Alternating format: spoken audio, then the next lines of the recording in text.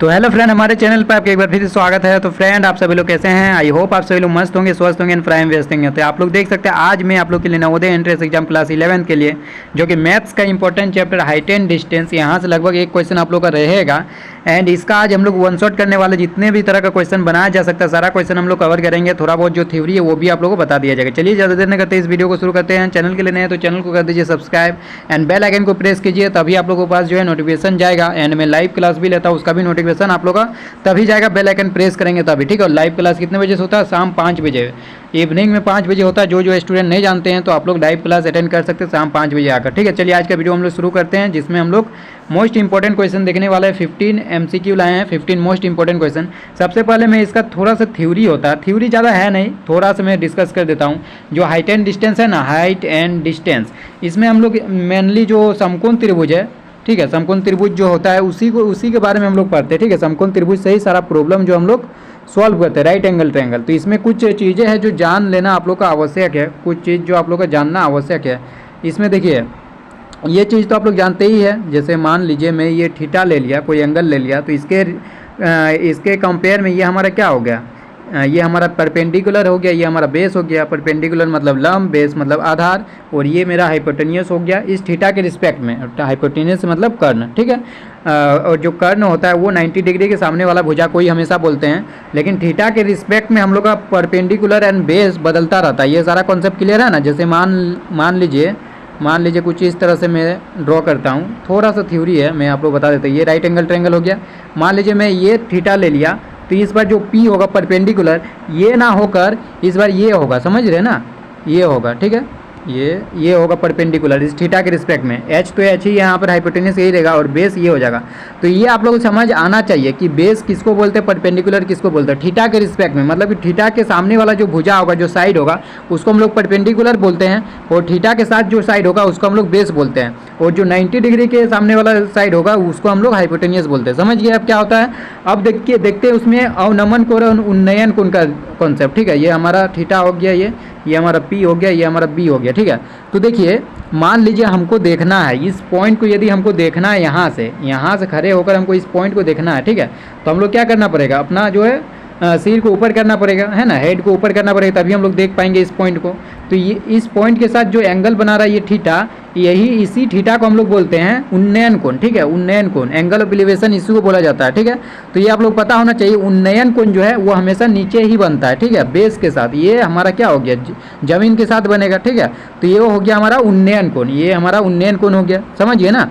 अब देखिए अवनमन कोण का कॉन्सेप्ट, अवनमन कोण इसको बोलते हैं। मान लीजिए इस पॉइंट को अब देखना है, एंड हम लोग यहाँ खड़ा हो गए, यहाँ खड़ा होकर हमको इस पॉइंट को देखना है, तो क्या करना पड़ेगा? हम लोग को सिर को अब नीचे करना पड़ेगा, ठीक है, सिर को नीचे करना पड़ेगा।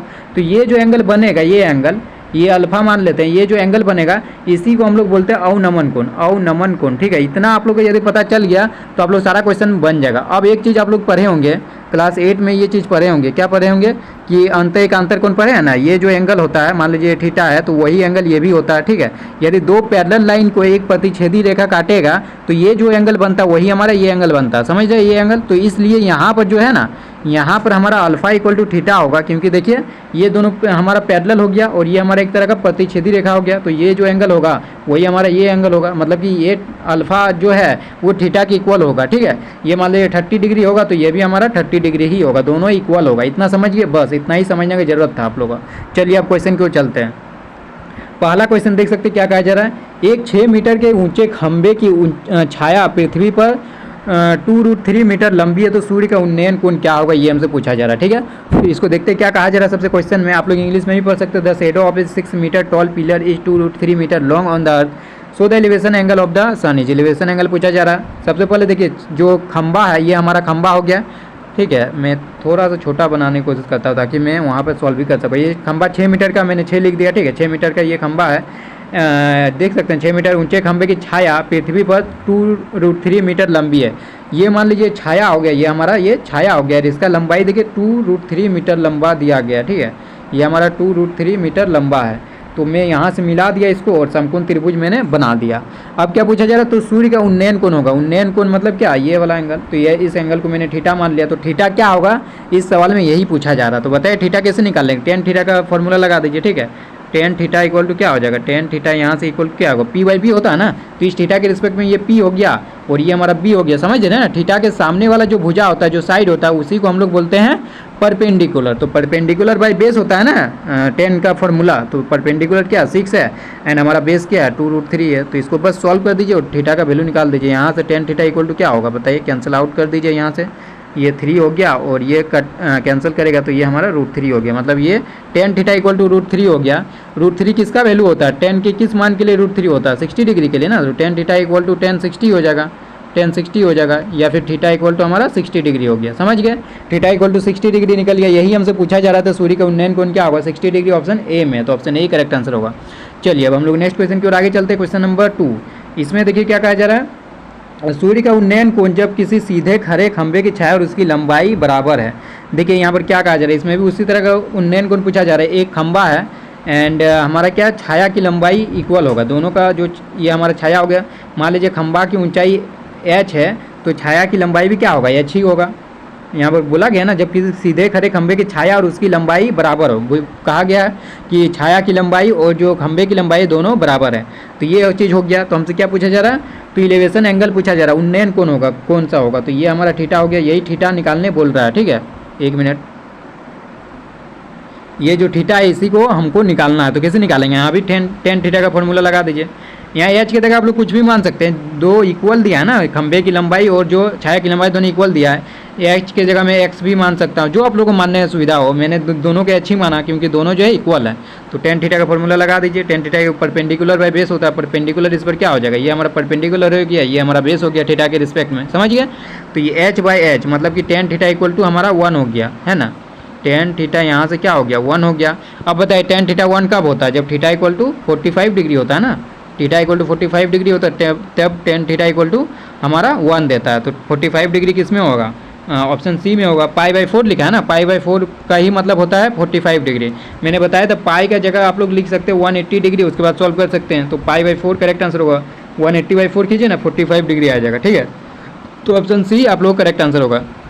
इस क्वेश्चन से आप लोग ये भी चीज़ सीखने को मिला होगा कि जब भी हमारा 45 डिग्री रहता है, ठीक है, जब भी हमारा 45 डिग्री रहता है तो वो क्या होता है कि दोनों हमारा परपेंडिकुलर और बेस दोनों इक्वल बनता है, ठीक है। परपेंडिकुलर और बेस दोनों का लंबाई सेम होता है। या फिर इसको इस तरीके से भी बोल सकते हैं, यदि परपेंडिकुलर और बेस दोनों सेम है तो हम लोग जान सकते हैं कि एक एंगल 45 डिग्री बनेगा, दोनों एंगल 45 डिग्री बन जाएगा, ये भी 45 डिग्री ही बन जाएगा। समझ गए कि दोनों यदि बराबर होगा परपेंडिकुलर और बेस, तो समझ लेंगे कि वहाँ पर एक 45 डिग्री बनेगा। और इसका जस्ट ऑपोजिट समझ सकते हैं, यदि 45 डिग्री बनेगा तो दोनों हमारा जो है इक्वल होगा ये लंबाई में, जो परपेंडिकुलर और जो बेस है, ठीक है। समझ गए। इस क्वेश्चन को हम लोग डायरेक्ट भी बना सकते थे। यहाँ पर एच एच दोनों इक्वल दिया हो तो हम लोग जान सकते हैं उन्नयन कोण ये वाला होगा जो कि हमारा 45 डिग्री बनेगा। तो ऑप्शन सी डायरेक्ट टिक लगा सकते थे। चलिए अब नेक्स्ट क्वेश्चन के आगे बढ़ते हैं, क्वेश्चन नंबर 3। इसमें देखिए क्या कहा जा रहा, यदि एक उदग्र खंभे की ऊंचाई छाया की लंबाई के √3 गुना, ठीक है, ये हमारा खंभा हो गया, ये हमारा छाया हो गया, ठीक है। क्या कहा गया है, छाया की लंबाई के √3 गुना है। तो छाया की लंबाई मान लीजिए x, ठीक है, x मान लेते हैं छाया की लंबाई। तो खंभे की ऊंचाई क्या है, छाया की लंबाई की √3 गुना, तो हमारा खंभे की ऊंचाई क्या हो जाएगा, √3x हो जाएगा। यही कहा जा रहा है ना, यदि छाया की लंबाई x है तो हमारा खंभे की ऊंचाई √3x होगा। इसको हम लोग मिला देते हैं, यही कहा गया था √3 गुना। तो सूर्य का उन्नयन कोण, इस बार भी उन्नयन कोण पूछा जा रहा है, मतलब इस बार भी ये थीटा हम लोग से पूछा जा रहा है। फिर टेन थीटा लगाइए, आराम से आंसर पाइए। टेन थीटा इक्वल टू क्या होगा, √3x डिवाइडेड बाई x, इसको कैंसिल आउट कीजिए तो √3 हो जाएगा। मतलब थीटा इक्वल टू हमारा हो गया 60 डिग्री, ठीक है। तो 60 डिग्री किसमें, ऑप्शन डी में, तो ऑप्शन डी इसका करेक्ट आंसर हो जाएगा। चलिए नेक्स्ट क्वेश्चन की ओर आगे बढ़ते हैं, क्वेश्चन नंबर 4। ये देखिए इसमें हिंदी इंग्लिश दोनों में एनसीईआरटी क्वेश्चन आप लोग देख सकते हैं, हिंदी में ही पढ़ के दिखा दे रहा हूँ। सर्कस का एक कलाकार 20 मीटर लंबी डोर पर चढ़ रहा है। देखिए ये डोर का लंबाई 20 मीटर दिया हुआ, ठीक है। तो यहाँ से ये चढ़ना शुरू कर रहा है, यहाँ तक चढ़ना है इसको ए पॉइंट तक। डोर पर चढ़ रहा है जो अच्छी तरह से तनी हुई है और भूमि पर खड़े सीधे लगे खंभे के शिखर से बंधा हुआ। ये जो है ना, ये हमारा खंभा है, ठीक है। इसका शिखर जो है ये यहाँ से लगा हुआ ये रस्सी, और यहाँ से चढ़ना शुरू कर रहा है, ठीक है। सी पॉइंट से चढ़ना शुरू कर रहा है जो आदमी है, कलाकार जो है, सर्कस का कलाकार, वो यहाँ से चढ़ना शुरू कर रहा है, ए पॉइंट तक चढ़ना है इसको, ये खंभा लगा हुआ है। यदि भूमि स्तर के साथ डोर द्वारा बनाया गया कोण 30 डिग्री, ये देखिए 30 डिग्री यहाँ पर दिखाया गया है। तो खंभे की ऊंचाई ज्ञात कीजिए। तो खंभे की ऊंचाई मान लीजिए h मान लेते हैं हम लोग, ठीक है। खंभे की ऊंचाई को हम लोग h मान लेते हैं। इंग्लिश में भी आप लोग पढ़ सकते हैं, यहाँ पर देख सकते हैं इंग्लिश में भी वही लिखा हुआ है। ये circus artist is climbing 20 metre long rope which is tightly stretch and tied from the top of a vertical pole to the ground, find the height of pole if the angle made by the rope with the ground level is 30 degree. ठीक है, तो ये चीज़ यहाँ पर देख सकते हैं figure में। तो चलिए इसको हम लोग जानते हैं अब कैसे निकाल रहे हैं। ठीक है, इस क्वेश्चन को हम लोग कैसे निकालते हैं, देखिए हम लोग को ये हाइट निकालना है। ठीक है, हाइट निकालना है, हाइट ऑफ खंबा, जो भी खंबा है उसका हाइट हम लोग को निकालना है। तो कैसे निकालेंगे, 10-30 लगा दीजिए। 10-30 मत लगाइए, 10-30 यहाँ पर मत लगाइए, क्योंकि देखिए ये हमको निकालना है। तो मतलब ये हमारा दिया हुआ है। ठीक है, ये चीज़ हमारा दिया हुआ है और यहाँ पर ये चीज़ दिया हुआ, मतलब इसके अनुसार हम लोग कौन सा फॉर्मूला लगा सकते हैं, साइन का फॉर्मूला लगा दीजिए। साइन 30 डिग्री क्या हो जाएगा, साइन 30 डिग्री को हम लोग लिख सकते हैं h/20। समझ रहे हैं ना। साइन थीटा का वैल्यू क्या होता है, साइन थीटा का वैल्यू हमारा होता है परपेंडिकुलर बाय हाइपोटेनियस। तो यहाँ परपेंडिकुलर जो हम लोग h माने हैं और हाइपोटेनियस यहाँ पर 20 दिया हुआ है, समझ रहे हैं।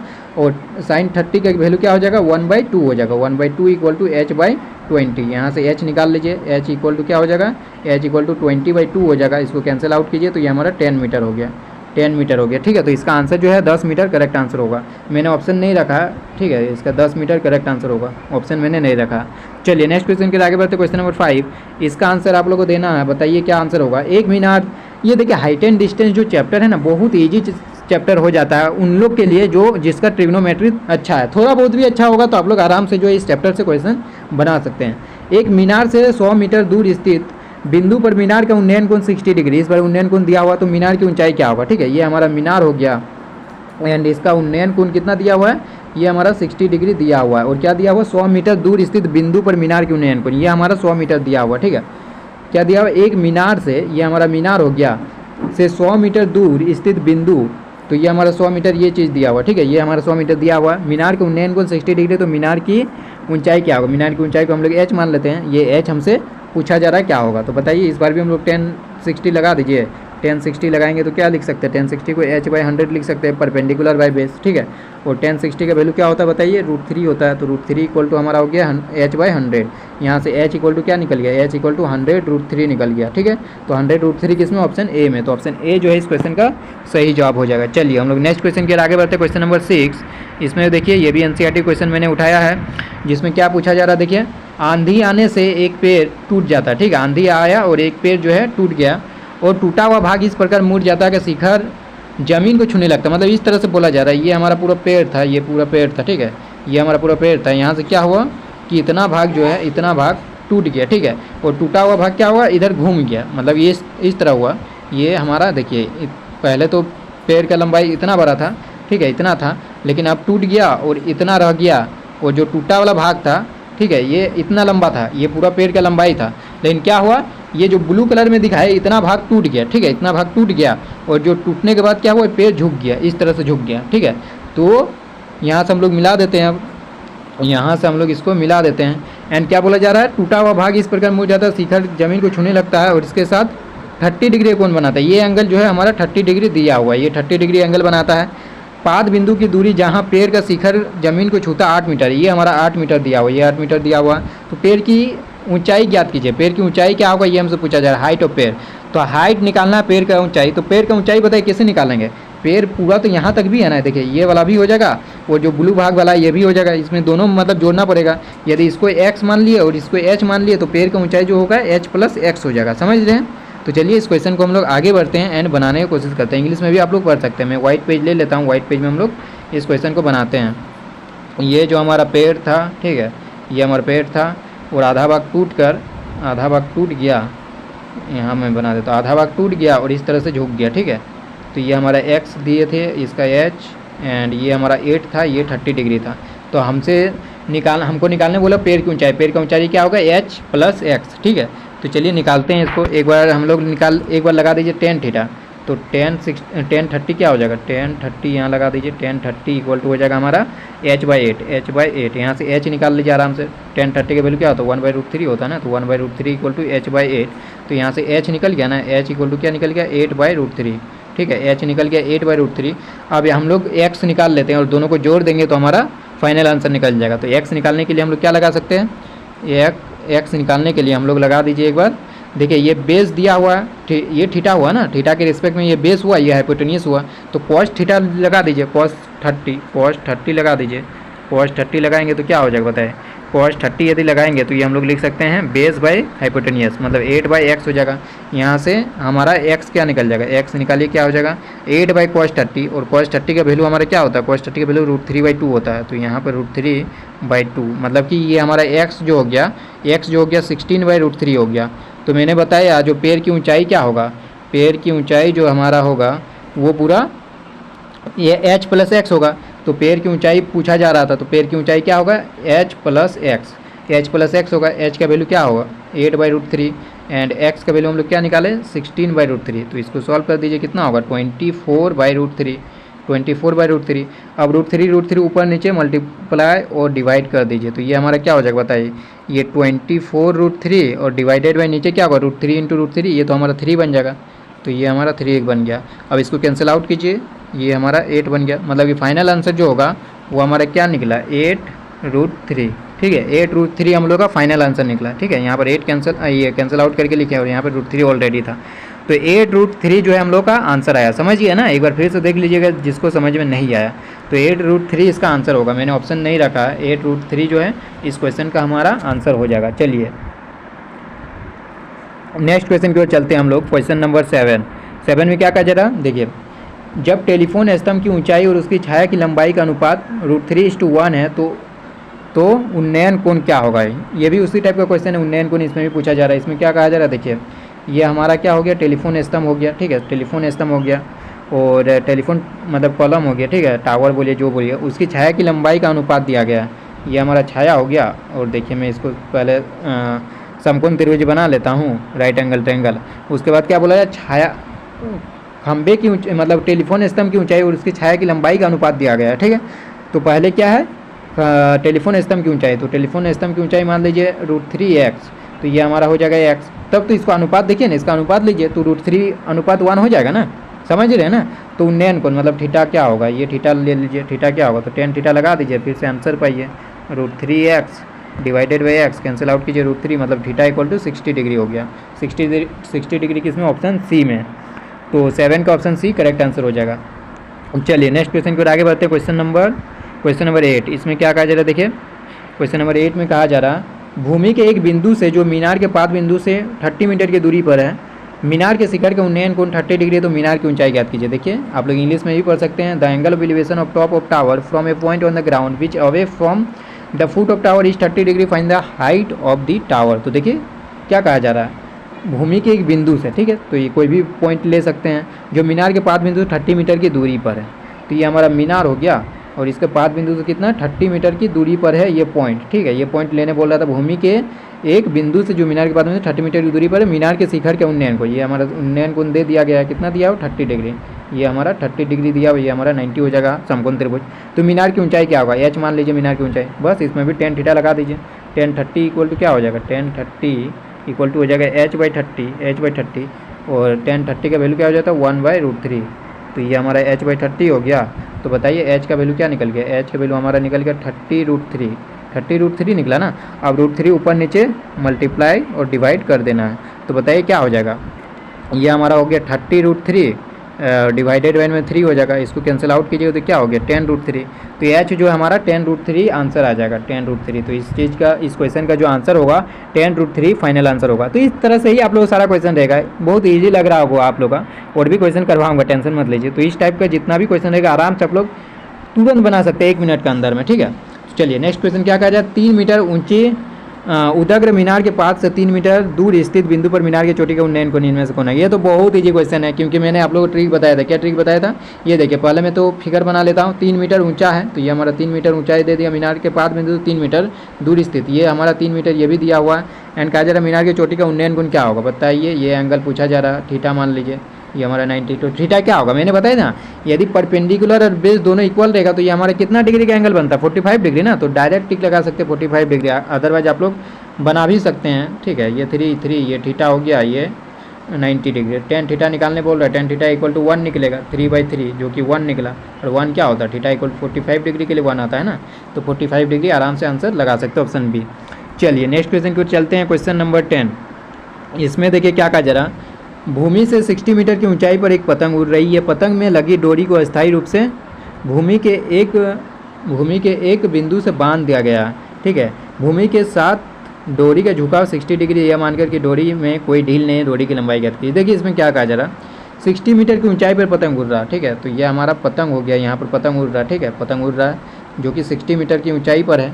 एंड पतंग में लगी डोरी को स्थायी रूप से भूमि के एक बिंदु से बांध दिया गया, ठीक है। यहाँ पर जो पतंग है इसको एक हमारा रस्सी से बांध दिए हैं भूमि से, ये हमारा ज़मीन हो गया, यहाँ पर बांध दिए हैं भूमि से एक बिंदु बांध दिया। भूमि के साथ डोरी का झुकाव कोण 60 डिग्री, तो ये हमारा जो एंगल है ये हमारा 60 डिग्री है, ठीक है। और ये तो 90 डिग्री होगा। यह मानकर कि डोरी में कोई ढील नहीं, डोरी की लंबाई ज्ञात कीजिए। तो ये हमसे लंबाई ज्ञात करने बोल रहा है, इसको एल मान लीजिए, जो लंबाई ज्ञात करने बोला एल क्या होगा ये पूछा जा रहा है, ठीक है। तो एल कैसे निकालेंगे बताइए, इसमें कौन सा हम लोग ट्रिग्नोमेट्रिक फंक्शन लगाएंगे बताइए। ये दिया हुआ है मतलब ये परपेंडिकुलर हो गया और ये हाइपोटेनियस हो गया, मतलब साइन थीटा लगा दीजिए। तो साइन 60 क्या हो जाएगा, साइन 60 डिग्री इक्वल टू क्या लिख सकते हैं, परपेंडिकुलर बाय हाइपोटेनियस, ठीक है। तो ये हो गया मतलब कि यहाँ 60 डिग्री का वैल्यू √3/2 होता है और यहाँ पर हमारा 60/L हो गया। तो बताइए यहाँ से L इक्वल टू क्या हो जाएगा, L इक्वल टू हमारा हो जाएगा, इसको मल्टीप्लाई कर दीजिए तो 120 डिवाइडेड बाई √3, फिर √3 ऊपर नीचे मल्टीप्लाई कर दीजिए, ठीक है। ऊपर नीचे मल्टीप्लाई एंड डिवाइड कर दीजिए तो ये हमारा हो जाएगा, ये तो पूरा 3 बन जाएगा ना, तो ये हमारा 3 बन जाएगा, इसको कैंसिल आउट करेगा तो ये हमारा 40 बन जाएगा, मतलब कि 40√3 फाइनल आंसर हो जाएगा, 40√3, ठीक है, समझ गए। तो इस क्वेश्चन का आंसर होगा 40√3। चलिए नेक्स्ट क्वेश्चन की ओर चलते हैं, क्वेश्चन नंबर 11 में क्या कहा जा रहा है, देखिए मीनार के आधार से 20 मीटर की दूरी पर स्थित बिंदु का अवनमन कोण, देखिए इस बार अवनमन कोण दिया है, ठीक है। अवनमन कोण दिया हुआ डिप्रेशन, अवनमन कोण दिया हुआ एंगल ऑफ डिप्रेशन, ठीक है। तो यहाँ पर क्या कहा जा रहा है, तो मीनार की ऊंचाई क्या होगा, देखिए इसमें फिगर ड्रॉ कीजिए, फिगर अच्छा से ड्रॉ कर लेंगे ना तो आप लोग आराम से क्वेश्चन जो है बना सकते हैं। मीनार के आधार से 20 मीटर की दूरी पर स्थित बिंदु का अवनमन कोण, तो ये हमारा हो गया मीनार, इसका आधार से 20 मीटर दूरी, ये हमारा 20 मीटर दिया हुआ का अवनमन कोण कितना दिया, 45 डिग्री, मतलब ये एंगल दिया गया, ये एंगल 45 डिग्री दिया। तो मैंने बताया था ये एंगल 45 डिग्री है, तो ये भी हमारा 45 डिग्री हो जाएगा, ठीक है। जो उन्नयन कोण होता है वही अवनमन कोण भी हो जाता है, तो ये भी हमारा 45 डिग्री हो गया। तो मीनार की ऊंचाई क्या होगी, मतलब कि ये हमसे पूछा जा रहा है हाइट ऑफ मीनार, ठीक है। हाइट ऑफ टावर क्या होगा ये हमसे पूछा जा रहा है, तो आराम से नहीं निकाल सकते, बताइए आराम से तो निकाल सकते, फिगर बन गया मतलब आराम से निकाल लीजिए। 1045 फिर से लगा दीजिए 1045, और इसमें 1045 क्यों लगाएंगे, मैंने बताया था ना 1045 है मतलब कि ये वाला और ये वाला दोनों इक्वल होगा, तो H इक्वल टू आराम से निकल गया हमारा 20 मीटर, और 20 मीटर की इसमें ऑप्शन सी में, तो ऑप्शन सी जो है इस क्वेश्चन का करेक्ट आंसर हो जाएगा। तो हमारा नेक्स्ट क्वेश्चन है क्वेश्चन नंबर 12, इसमें देखिए क्या कहा जा रहा है क्वेश्चन नंबर 12 में, भूमि के एक बिंदु से 20 मीटर ऊंचे भवन के शिखर पर लगी एक संचार मीनार, ठीक है। तो सबसे पहले हम लोग ड्रॉ कर लेते हैं फिगर। यहाँ पर हमारा एक भवन है, ठीक है, ये हमारा हो गया भवन, ये हमारा भवन है जिसकी ऊंचाई दिया हुआ है 20 मीटर, तो ये हमारा 20 हो गया, ये हमारा 20 हो गया। एंड इसमें एक संचार मीनार लगा हुआ, तो संचार मीनार को भी हम लोग दूसरे कलर से दिखाते हैं, ये हमारा संचार मीनार हो गया, ये संचार मीनार हो गया ब्लू कलर वाला। ये तल क्या होगा, ये वाला संचार मीनार का तल हो गया और ये वाला हमारा शिखर हो गया, टॉप हो गया, और ये बॉटम हो गया, बॉटम पॉइंट और टॉप पॉइंट, समझ गए। तो उसका जो उन्नयन कोण दिया 45 डिग्री और 60 डिग्री क्रमशः है, मतलब कि इस तरह से मैं ड्रॉ करके आप लोगों को दिखा देता हूँ, कुछ इस तरह से। यहाँ से 20 को हटा देते हैं, यहाँ से जो है 20 को यहाँ लिख देते हैं, ठीक है, यहाँ 20 है, ठीक है, समझ रहे ना, या फिर मैं इसको अच्छी तरह से बनाने की कोशिश करता हूँ। ये हमारा 20 है एंड यहाँ से हमारा जो है एक संचार मीनार लगा हुआ जो कि ब्लू कलर में। एंड क्या कहा गया, जो संचार मीनार के तल और शिखर का उन्नयन कोण क्रमशः 45 डिग्री और 60 डिग्री है। तो मैं इसको ड्रॉ करने की कोशिश करता हूँ। यहाँ से हमारा ये हो गया, तल का कितना है, तल का जो है, तल का कितना दिया 45 डिग्री है ना, तल का जो एंगल बनाया जा रहा है ये 45 डिग्री हो गया, तो ये हमारा हो गया 45 डिग्री, ठीक है, 45 डिग्री। एंड जो शिखर का उन्नयन कोण है वो कितना डिग्री दिया, 60 डिग्री, तो शिखर का उन्नयन कोण ये हो गया, ठीक है। तो ये ब्लू कलर में जो दिखा रहे हैं ये हमारा 60 डिग्री हो गया, समझ गए। तो सबसे पहले देखिए मैं किसको दिखाना चाह रहा हूँ, पहले देखिए जो पिंक कलर में दिखाए हैं आप लोग को, ये वाला ट्रायंगल देखिए, इसमें क्या ये 45 डिग्री है और ये 20 है, मतलब कि हमारा ये भी 20 हो जाएगा, समझ गए ना। ये 20 क्यों होगा, क्योंकि 45 डिग्री बना रहा है, 45 डिग्री में बताए थे ना, ये भी इक्वल होगा, दोनों इक्वल होगा, बेस और परपेंडिकुलर। आप लोग 45 डिग्री निकाल लगा के भी बता सकते हैं, आराम से निकल जाएगा। अब देखिए हम लोग क्या निकालना, मीनार की ऊंचाई ज्ञात करना। तो मीनार की ऊंचाई यही हुआ ना ब्लू कलर में, तो एच मान लेते मीनार की ऊंचाई। ठीक है, मीनार की ऊंचाई ही ज्ञात करना है, तो मीनार की ऊंचाई को हमने एच मान लिया।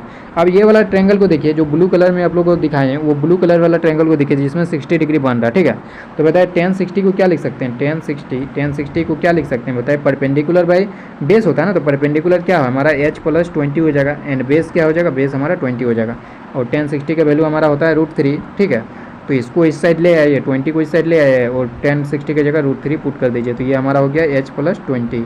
अब यहाँ से h आराम से नहीं निकल जाएगा, h इक्वल टू क्या हो जाएगा, 20 कॉमन ले लीजिए, एंड 20 को इस साइड भेज दीजिए, और 20 कॉमन लेके √3 - 1 हो जाएगा। तो ये हमारा हो गया final answer, h equal to 20 into √3 - 1, तो यही आंसर हो जाएगा। इसमें भी ऑप्शन नहीं दिए हैं। ठीक है, तो यही आंसर हो जाएगा। नेक्स्ट क्वेश्चन, क्वेश्चन नंबर 13, इसमें क्या कहा जा रहा है देखिए 13 में कहा जा रहा है यदि सूर्य के किरण क्या लिखा हो, यदि सूर्य की किरण का यहाँ होगा झुकाव 45 डिग्री से बढ़कर 60 डिग्री होता है तो मीनार की छाया 50 मीटर कम हो जाती है। मीनार की ऊंचाई क्या, देखिए यहाँ पर बहुत अच्छा क्वेश्चन है ये। इस क्वेश्चन में क्या कहा जा रहा है, पहले समझने वाली बात ये है कि सूर्य के किरण का जो झुकाव कोण है 45 डिग्री से, ठीक है, ये हमारा हो गया मीनार, तो इसका क्या हो गया 45 डिग्री से वो 60 डिग्री बढ़कर हो जाता है। 45 डिग्री, पहले 45 डिग्री था, मतलब पहले कुछ इस तरह से था, कुछ इस तरह से था, यहाँ 45 डिग्री था। ठीक है, तो इसका जो छाया है इतना लंबा था, छाया इतना लंबा था। ठीक है, छाया इतना लंबा था, अब क्या हो गया 60 डिग्री हो गया, मतलब अब कुछ इस तरह से हो गया। तो अब छाया की लंबाई कितना हो गया, अब छाया की लंबाई सिर्फ यही वाला बच गया ना, ब्लू कलर में जो दिखाए हैं, यही वाला छाया की लंबाई हो गया, और पहले कितना था, पूरा इतना तक था। ठीक है, समझिए, तो बोला जा रहा 50 मीटर कम हो जाती है, मतलब ये हमारा 50 दे दिया, मतलब कि ये वाला 50 दे दिया, यहाँ से यहाँ तक की डिस्टेंस 50 हो गया, 50 मीटर ही कम हुआ ना, यही भाग तो कम हुआ ना, यही भाग कम हुआ, मतलब छाया की लंबाई भी इतना हो गया, समझ रहे, तो 50 मीटर कम हो गया, तो ये हमारा 50 हो गया। तो मीनार की ऊंचाई क्या होगा, मतलब एच दे लेते हैं मीनार की ऊंचाई, तो एच का वैल्यू हम लोग से पूछा जा रहा है, बताइए कैसे निकालेंगे, एच का वैल्यू कैसे निकालेंगे। इसको यहाँ से यहाँ तक के डिस्टेंस को एक्स मान लेते हैं, यहाँ से यहाँ तक का डिस्टेंस को। ठीक है, अब बताइए कैसे निकालेंगे एच का वैल्यू।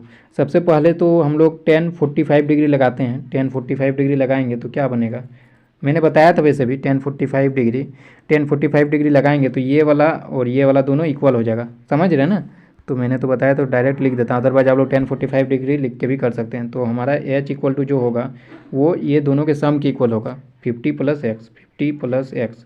तो हमें चाहिए क्या, एच का ही वैल्यू चाहिए, तो एच का वैल्यू के लिए हमारा 50 + x है, मतलब एक्स का वैल्यू यदि किसी तरह से मिल जाए तो एच हम लोग का आराम से मिल जाएगा। तो एक्स को निकालने के लिए देखिए ये वाला ट्रायंगल को देखिए, ये वाला ट्रायंगल को 60 डिग्री जिसमें बन रहा, तो इसमें tan 60 लगा दीजिए, तो tan 60 इक्वल टू क्या हो जाएगा, tan 60 इक्वल टू हमारा हो जाएगा h/x। तो यहाँ से हम लोग को x चाहिए, तो x इक्वल टू क्या हो जाएगा, h/tan 60 मतलब कि h/√3 हो जाएगा, h/√3 हो गया x का वैल्यू। तो यहाँ पर पुट कर दीजिए, यहाँ पर पुट कीजिएगा तो कितना होगा बताइए, यहाँ पर यदि पुट कर देंगे तो कितना हो जाएगा 50 प्लस h/√3, x के जगह पुट कर रहे हैं h/√3, तो हमारा h इक्वल टू क्या हो गया, h इक्वल टू हो गया, यहाँ पे देखिए h इक्वल टू हो गया h प्लस नहीं 50 प्लस h/√3।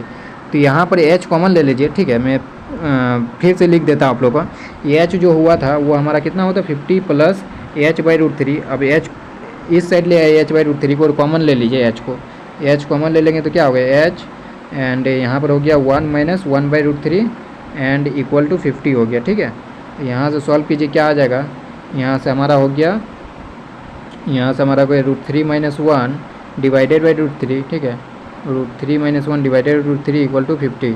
तो यहाँ से क्या हो जाएगा, यहाँ से अब कर देंगे तो h इक्वल टू हो जाएगा 50√3 डिवाइडेड बाई √3 - 1, ये चीज़ हो गया। ठीक है, तो यहाँ से h हमारा क्या निकल गया 50√3 डिवाइडेड बाय √3 - 1, लेकिन ये किसी ऑप्शन में नहीं है, तो इसको रेशनलाइज कर दीजिए, √3 + 1 से ऊपर नीचे मल्टीप्लाई एंड डिवाइड कर दीजिए। ठीक है, तो यहाँ से हमारा क्या हो जाएगा बताइए, ऊपर में मल्टीप्लाई भी कर दीजिएगा 50 एंड √3 से इसको मल्टीप्लाई भी कर दीजिएगा, तो ये हमारा 3 + √3 ये बन गया, और नीचे क्या बनेगा √3 - 1 a - b into a + b क्या होता है a² - b², तो √3 का स्क्वायर 3 एंड -1 का स्क्वायर 1, तो ये हमारा 2 बन जाएगा ना, ये ओवरऑल 2 बन जाएगा। तो यहाँ पर मैं 2 डायरेक्ट लिख देता हूँ एंड इसको कैंसिल आउट कीजिए, तो ये हमारा 25 बन जाएगा। ठीक है, 25 ये बन जाएगा, मतलब कि एच का हमारा आंसर जो हुआ, एच का फाइनल आंसर हो गया 25 इंटू 3 + √3, 3 + √3।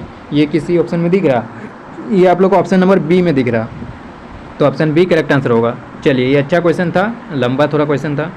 चलिए एक होमवर्क भी दे देते हैं आप लोग के लिए, ठीक है। चलिए नहीं तो हम ही बना देते, और 2 क्वेश्चन तो बचा ही हुआ है। चलिए बना देते मैं ही। एक उदग्र स्तंभ की ऊंचाई इतना मीटर है तथा इसके छाया की लंबाई इतना है, तो प्रकाश स्रोत का उन्नयन गुण क्या होगा। ये तो आसान क्वेश्चन है, दे दिया है। इसका ऊंचाई दिया हुआ 7√3 और छाया की लंबाई क्या है 21 दिया हुआ। तो उन्नयन कोण पूछा जा रहा है, ये हमारा उन्नयन कोण हो गया थीटा, यही थीटा का वैल्यू पूछा जा रहा है। tan थीटा लगा दीजिए आराम से। tan थीटा इक्वल टू क्या होगा 7√3 डिवाइडेड बाई 21, कैंसिल आउट कीजिए तो 3 हो गया, इसको कैंसिल आउट कीजिए तो √3 हो गया। मतलब tan थीटा इक्वल टू 1/√3, मतलब थीटा इक्वल टू हमारा हो गया 30 डिग्री, ठीक है। 30 डिग्री किस में, ऑप्शन ए में। तो ऑप्शन ए जो है करेक्ट आंसर होगा। चलिए आज के लास्ट क्वेश्चन को चलते, क्वेश्चन नंबर 15। इसमें देखिए क्या कहा जा रहा है। एक व्यक्ति है, ठीक है, यहाँ व्यक्ति भी गलत लिख दिया है, आधा हुआ होगा। एक व्यक्ति एक रस्सी पर 10 मीटर ऊंचे खंभे पर जाता है। ये रस्सी जमीन से 30 डिग्री का कोण बनाती है। व्यक्ति द्वारा चलित दूरी क्या होगा। देखिए इसमें क्या कहा जा रहा है, ये क्वेश्चन भी आप लोग एक अच्छा क्वेश्चन है। A person goes on 10 metre high pole rope, ठीक है। तो ये देखिए खंभा की ऊंचाई जो है वो 10 मीटर है, ये 10 मीटर है खंभा की ऊंचाई, ठीक है। और रस्सी ज़मीन से 30 डिग्री का कोण बनाती है। रस्सी जो है ये हमारा रस्सी हो गया, जिसको मैं ब्लू कलर से दिखाने की कोशिश करता हूँ ताकि आप लोग समझ में आ जाए। ब्लू कलर में जो दिखाएं वो हमारा रस्सी हो गया, एंड ये हमारा ज़मीन हो गया, ठीक है। तो ये 30 डिग्री का एंगल यहाँ पर बना रही है। जो रस्सी है ब्लू कलर का जो दिखाया है वो 30 डिग्री बना रही है। तो व्यक्ति द्वारा चलित दूरी क्या होगा। तो व्यक्ति यहीं से चलना शुरू करेगा ना, यहीं से चलना शुरू करेगा, रस्सी से ही चलना शुरू कर रहा, तो यहीं से ब्लू लाइन में वो चलना शुरू करेगा, मतलब यहाँ तक पहुँचेगा। तो इस कितना दूरी डिस्टेंस कवर करेगा, तो इसको हम लोग h मान लेते हैं। तो h जितना ही दूरी वो चलेगा तो h का वैल्यू हम लोग निकाल लेंगे आराम से। तो हमारा जो आंसर आएगा वही फाइनल आंसर हो जाएगा। तो h का वैल्यू कैसे निकालेंगे बताइए। इस थीटा के रिस्पेक्ट में, मतलब इस एंगल के रिस्पेक्ट में, ये हमारा परपेंडिकुलर हो गया, ये हमारा हाइपोटेनियस हो गया। तो मतलब हम लोग कौन सा फार्मूला लगा सकते हैं, साइन थीटा का फार्मूला लगा सकते हैं। साइन 30 को क्या लिख सकते हैं, sine 30 equal to 10 by perpendicular by hypotenuse ना, परपेंडिकुलर बाई हाइपोटेनियस लिख दिए। एंड इसका वैल्यू क्या होता है, साइन 30 का वैल्यू 1/2 होता है, तो 10/h। तो यहाँ से h आराम से निकाल लीजिए, h इक्वल टू क्या हो गया 20 मीटर। तो 20 मीटर उसको चढ़ना पड़ेगा। 20 मीटर किस में, ऑप्शन बी में। तो ऑप्शन बी करेक्ट आंसर होगा। चलिए आई होप मैंने आप लोग को अच्छी तरह से समझाने की कोशिश किया। जितना भी क्वेश्चन बन सकता था एंड जितना भी इंपॉर्टेंट क्वेश्चन है, सारा क्वेश्चन मैंने जो है हाइट एंड डिस्टेंस का करवा दिया। अब नेक्स्ट चैप्टर हम लोग मिलेंगे, वो चैप्टर को भी 1 शॉट में हवा कर देंगे उसको, ठीक है, धुआं कर देंगे, हवा नहीं, धुआं कर देंगे, ठीक है। तो चलिए आज के लिए इतना ही रखते हैं। एंड आप लोग चैनल के लिए नए हैं तो चैनल को सब्सक्राइब कीजिए। एंड आप लोग यदि न्यू है तो आप लोग प्लेलिस्ट चेक कीजिए। प्लेलिस्ट में ऑलरेडी आप लोग का बहुत सारे चैप्टर का करवा चुका हूँ, और लाइव क्लास आज आप लोग का 5 बजे होगा, आप लोग लाइव भी जुड़ जाइएगा। चलिए आज के लिए इतना है, तब तक के लिए take care and bye bye.